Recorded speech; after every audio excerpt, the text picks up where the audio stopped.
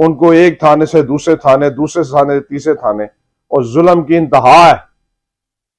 انتہا ہے کہ ایک 72 سال کے شخص کو حوالات میں بند کر کے فرش پہ لٹایا گیا، اور سردی کے اس پیر میں اس کے پاس ہیٹر نہیں تھا، پھر بھی وہ آف نہیں کرتا۔ وہ ایک ہی بات کہتا ہے کہ میں مر جاؤں گا، لیکن اہل نے 56 اور 57 سے اپنے کاغذات نامزدگی واپس نہیں لوں گا۔ ہماری لڑائی صرف مسلم لیگ نون سے ہے۔ انشاءاللہ تعالی اللہ اور نبی کے صدقے 8 فروری راولپنڈی شہر میں قلم دوات کی فتح کا دن ہے۔ شیخ رشید کو آپ جتنے دن مرضی اندر رکھ لیں، اس نے پہلے کہا تھا کہ میں جیل سے بھی بیٹھ کر اپنی الیکشن کمپین چلاؤں گا، اور آج میں راولپنڈی کی عوام سے کہنا چاہتا ہوں کہ 72 سال کی اس عمر میں جس طریقے سے رات کو راولپنڈی کے مختلف تھانوں میں شیخ رشید کو گھسیٹا گیا ہے، نواز شریف صاحب، شہباز شریف صاحب، آپ کے ساتھ یہ زیادتی نہیں ہوئی کہ شیخ رشید احمد صاحب کو انسداد دہشت گردی کی عدالت میں 9 مئی کے اس کیس میں گرفتار کیا گیا جس کیس میں وہ اور میں براہ راست FIR میں نامزد نہیں تھے، اور ہمارا ضمنیوں میں نام تھا، اور میری ضمانت لے لی جاتی اور شیخ رشید احمد صاحب کو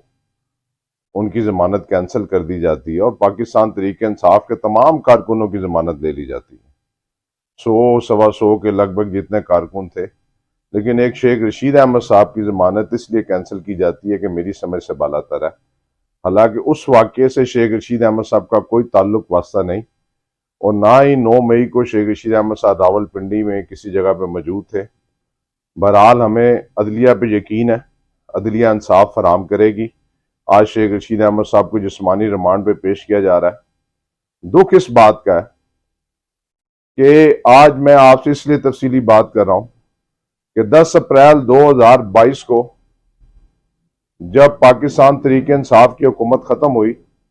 تو سب سے پہلے ریزائن قومی اسمبلی سے میں اور نے شیخ رشید احمد صاحب نے دیا۔ ہم اس وقت لوٹے نہیں بنے جو اپنے آپ کو پیدائشی یہ کہتے تھے کہ ہمارا جماعت کے ساتھ تعلق ہے، وہ سب سے پہلے انہوں نے لوٹے بنے اور عمران خان کی حکومت ختم ہوئی، اور وہ 10 اپریل 2022 کے بعد جو ظلم و ستم میرے خاندان کے اوپر ہوا، مئی کے مہینے میں مجھے گرفتار کیا جاتا ہے اور میں 15 دن اٹک جیل میں گزارتا ہوں۔ اس کے بعد فروری کے مہینے میں شیخ رشید احمد صاحب کو گرفتار کیا جاتا ہے،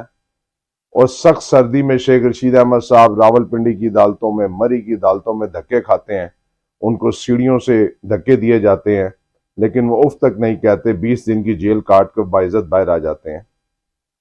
پھر وہ 40 دن کا چلہ کاٹا جاتا ہے، اور ان 6-7 مہینوں کے اندر پورے راولپنڈی میں جو ظلم و ستم میرے خاندان کے اوپر ہوا، میرا گھر، میرے بھائیوں کا گھر توڑ دیا گیا، میری والدہ اس عرصے کے اندر وفات پا جاتی ہے، میں 6 مہینے تک اپنی ماں کا چہرہ نہیں دیکھ سکتا،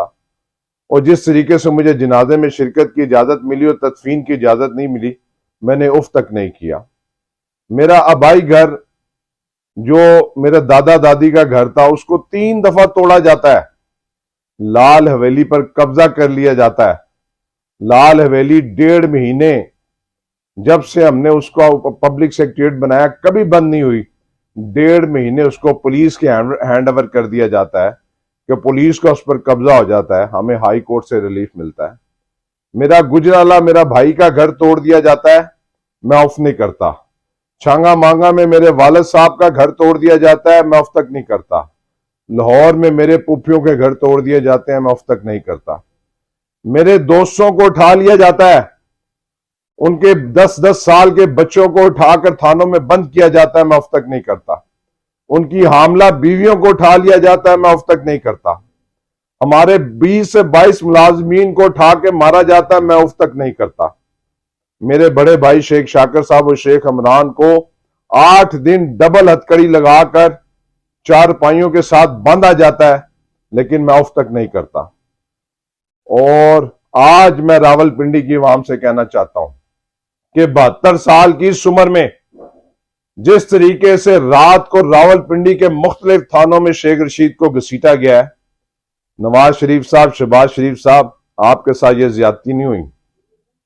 اور یہ جو کینڈیڈیٹ آج مسلم لیگ نون کے خوشیاں منا رہے ہیں کہ جی ہمیں تو عمر قید کی سزا ہو گئی تھی اور تم نے تو 6 مہینے اسپتالوں کے اندر گزارے.